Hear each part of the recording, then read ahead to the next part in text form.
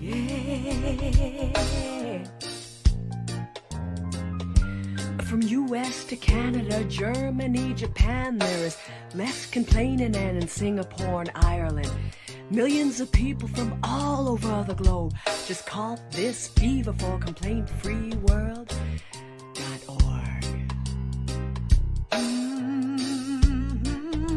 And we say no more complaining people, their lives. We are flying high, creating a complaint-free world, and thank you for being part of our complaint-free world. Good morning, everybody. Glad you are here. We are glad to be with you as well. Teddy's actually in the other room because we still having an issue with the dog barking, and Teddy wants to respond. So sorry about that, but you get me. So hopefully that'll be enough for you. So I'm very glad that you are here with me this morning. Thank you to those of you who are here for the very first time, and thank you to those of you who have brought them here for the very first time. If you're here for the first time, welcome, welcome, welcome. Please like my page if you would. Please like facebook.com/Will Bowen. And for those of you who are here, regular or new, be sure and share today's JumpStart so that we continue to build this positive environment, this great community of people who are sharing hope and inspiration every single day with people around the world. So be sure and join us every day. We are live every morning at 8:30 a.m. on Facebook. And then, of course, you can go to willbowen.com/blog, and we will be happy to email you a synopsis as well as the video link for every single day's Jumpstart. So thank you to those of you who share this. Thank you to those of you who are here with me today and here with me for the very first time. Be sure and check in. Let us know where you are, what's going on in your life so that we can share that experience with you. And then when I conclude, I always invite you to check out. So it's just like a hotel. Check in when you get here. Tell us where you are. Tell us what the weather is. Tell us your favorite food. Tell us your favorite color, whatever. Blue is mine, by the way, my favorite food. Anyway, today I want to jumpstart. Today we're going to jumpstart what I call Jerry Z. Now, there's a man that I knew named Jerry Zwazik. This was years ago. But to this day, I still think about him, such that when I'm sitting here wanting to share positive and hopeful inspiration with you, this guy comes to mind. Let me tell you a little bit about Jerry. My wife, Gail, and my daughter, Lee, and I moved to Holden, Missouri in 2001. Now, Holden, Missouri is so far out in the sticks that our zip code was EIEIO, okay? Bada bang. Anyway, when we moved in, it is a small town, very small town, and we had this house on 12 acres. Now, we were able to get a home and 12 acres for around $100,000, so that should give you an idea of this little town. When we moved in, we didn't know anybody. We wanted to meet people, and we wanted to connect. We wanted to get to know our neighbors. The very first person who showed up was Jerry. Now, I honestly don't know if Jerry's still around. I haven't talked to him in about 15 years, but when we moved in, it was so great because Jerry, who works as a custodian and a handyman rather for the school district, Jerry just showed up and introduced himself, and I remember this goofy smile. His smile was so big it seemed artificial, and yet I never saw Jerry without that smile. One day, I was out cutting the grass, which used to take me, you ready for this, 6 hours every weekend. In addition to working full-time and going to school full-time, I was cutting my own grass because I didn't have any money. I was in ministerial school, for crying out loud. And so I was cutting my grass. It took me about 6 hours every weekend. And I certainly did not cut the entire 12 acres. I only cut a couple of acres, the ones that we use. But still, it took me a long time. Well, Jerry and his son shared a riding lawnmower. Jerry lived just to the south of us. His son lived just to the north of us by a few blocks.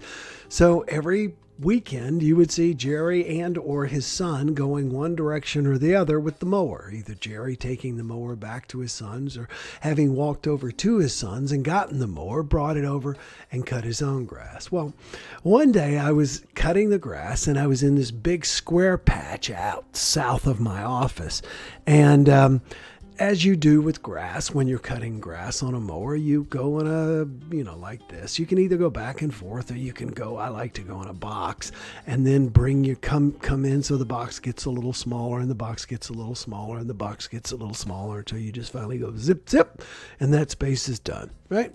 I used to find grass cutting very cathartic, and I would I had a Discman back then, a Sony Discman, and I would listen to usually audiobooks on tape. That's what I've always done, or on disc. So that's what I've always done. So I'm sitting there and I am cutting the grass, and I'm doing this little square, and I'm going like this, and I come around and I'm like, okay, well, all of a sudden my swath of grass has gotten twice as big. In other words, if I'm cutting a path this wide, it has now gotten this wide. And so I just keep cutting, but I'm like, wow, has my mower somehow doubled in size? And so I just keep going, listening to my video, and I cut, and I notice as I come around again that the swath of grass has not gotten one mower's width cut, it has gotten two mowers width cut. And I'm thinking, how in the world is this happening? And finally, this has gone on for probably 10 or 15 minutes. I look over my shoulder and I look back there.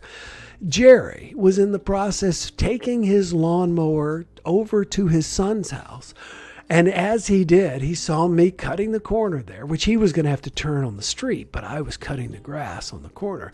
And he just zipped in right behind me and had been cutting my grass with me for about the last 10 minutes with a big, big, big, goofy smile on his face. And you know what?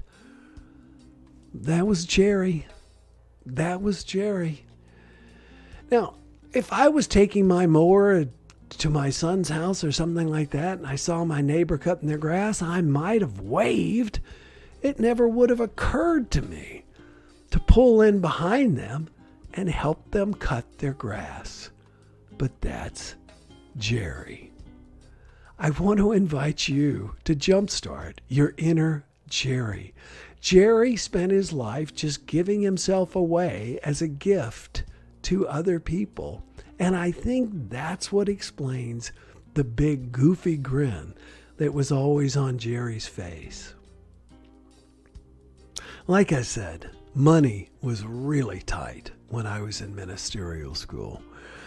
And I had to learn to fix and do things I never thought possible. This house that we bought was 106 years old when we bought it. We were able to sell it. And the couple who bought it lived in it a couple of years, but then when they moved out, because we heated the house with wood. Wow, there was no central heat, no central air conditioning. We put window air conditionings in the units, in the bedrooms and in the house. But the couple who bought the house, when they were ready to sell it, they literally could find no one who was interested in buying it. And the last I heard, the house was completely dilapidated and just crashing in on itself. So here I was trying to maintain this 106-year-old house, barely knowing which end of a hammer to hold. And I noticed one day that it was pouring rain on our front porch. Our front porch roof had finally given up the ghost, and there was a big old hole, and water was pouring through and ruining the furniture and ruining the wood. So I waited a few weeks, and then I went. Now, this is before YouTube, so I couldn't have looked up how to put a new roof on. But I went and I bought shingles, and I brought a razor knife, and I bought nails, and I climbed up there, and I was doing my level best to do it. And then I heard this voice, and it was Jerry. He was down on the ground. "What you doing?" I said, "Well, I'm trying to fix this roof." "You ever fixed a roof before?" "Nope." Next thing I know, Jerry's at the top of the ladder. "Well, how's it going?" And I explained to him how it was going. He said, "Well, you're doing a really good job," which meant I was doing it terribly. And I was really doing it totally wrong. But Jerry wasn't going to say that. So Jerry's gone from walking by my house to asking me a question to climbing the ladder to continuing the conversation to the next thing I know, Jerry is on the roof next to me, and he is teaching me how to re-roof a house. Now, Jerry could have been back at his place playing with his goats. He had goats that he loved, and he even had a llama. Jerry could have been watching TV or helping his wife, Pat.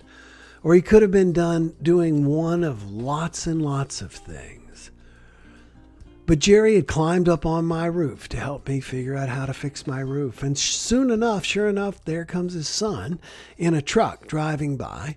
And his son sees his dad on the neighbor's roof and pulls over. "Dad, what you doing?" And the son comes up on the roof, and before I know it, I am standing on the ground, and the two of them are laughing and having a great time fixing my roof while I hand them nails and supplies. And what an amazing person. Just giving, giving, giving. The story that I tell about Jerry, though, that's truly amazing, is that one day he was out cutting a tree. His wife was at work. Jerry was cutting a tree with a chainsaw, and the tree fell against another tree. It didn't fall completely, so Jerry went over to kind of cut it some more, and when he did, the tree fell on him. The tree crushed him. You have to read my book to read the entire story, but Jerry was trapped underneath this tree in a frozen Missouri winter, with it crushing him for close to 15 hours before his family found him. He recovered completely. It was a slow recovery. His back was crushed, his legs were crushed, but Jerry never lost that big goofy grin. You know why? Because even then, Jerry's life was about other people, about making other people happy. The people who are unhappy in this world, and I can tell you, having been one of them for many, many years, are the people who are obsessed about themselves. What's in it for me? What can I get? The people who are happiest in this world are the people like Jerry, who are focused on what can I give? Not about being rich, but what can I give? What can I do for other people? And every little opportunity he saw, from cutting the grass to helping me fix the roof, Jerry would help me. And he did it all the time. I remember we needed to put up a new fence, and Jerry hooked an auger up to his tractor. And whereas I would have stood out there for weekends, probably months, using a post hole digger, Jerry came out and in an hour drilled every single hole for us. And you know how much we paid him? Nothing. If we would have paid Jerry, we would have offended Jerry. Jerry was there to give. So I invite you to look at areas in your life where you can give to other people. If you're feeling that your life is not the way you would like it to be, stop putting the focus on yourself and start putting the focus on others. Figure out ways to help other people. Do things, big and small, as often as you can for other people. Hold doors for people. Help people. Carry things for people. It'll make you feel good. Probably the most selfish thing you can do is to live your life like my friend Jerry, giving it away to other people. Why? Because you're the one who becomes happy in the process. So how about it? Do you know people like this who are consumed with giving to other people? Celebrate them by sharing their names today, and let us celebrate them, just like I'm telling you about my friend Jerry. More importantly, work to become a person like this. Work to become a person who spends your life by giving it away. You know, when you have money, you can either spend it or you can give it away. Well, giving your life away gives it purpose. And you do that when you help other people. So find ways today, big and small, that you can help other people. People are waiting to hear from you and have you help them. And you're the one who feels better. You want a big goofy grin like Jerry? Act like Jerry. Today, give your life away. And enjoy today. We'll talk tomorrow. Bye-bye. No more complaining people. Their lives are changing. We're flying high, creating a complaint-free world. myself no more.